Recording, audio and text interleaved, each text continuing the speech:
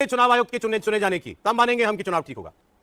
देखिए सौरभ जी, अगर धर्मराज न्याय के देवता धर्मराज जी को भी ला करके चुनाव आयुक्त बना दिया जाए तो ये राजद जब हारेगी और कांग्रेस जब हार जाएगी तो फिर कहेंगे नहीं अब ये धर्मराज रहे नहीं। इनकी एक दिक्कत क्या है कि हार को पचा नहीं पा रहे हैं और फिर कहते हैं कि चुनाव आयोग भी संदेह से परे नहीं है, उस पर भी संशय। ठीक है वो सारी बातें आपकी, लेकिन एक बात तो मानेंगे ना आप कि तेजस्वी यादव जी ने बिहार में अगर 70 से ऊपर सीटें जीती थी और लोकसभा में भी कुछ सीटें कांग्रेस और तेजस्वी जी ने जीता तो कहीं ना कहीं आपको वोट मिला और पारदर्शिता थी, तभी आप चुनाव जीत करके आए। अगर सभी संस्थाओं के प्रति इस तरह की अलोकतांत्रिक प्रक्रिया राजद और कांग्रेस करेगी तो ये जो हर्षवर्धन जी कह रहे थे कि लोकतंत्र में इनका यकीन नहीं, लालू जी तो पहले भी लाठी तंत्र से ही चुनाव जीतते थे।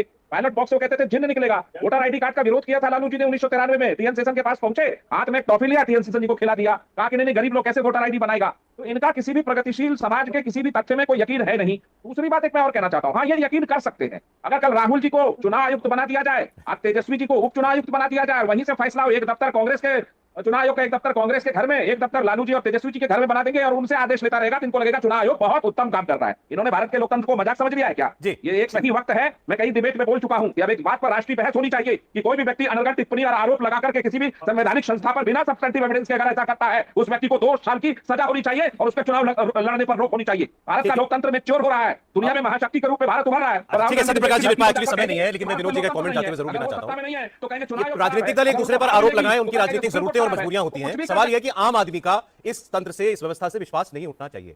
अब मुझे नहीं मालूम भाई आरजेडी के प्रवक्ता ने जो कहा ये इनकी पार्टी की आधिकारिक मांग है या नहीं कि मुख्य चुनाव आयुक्त इस्तीफा दें, प्रक्रिया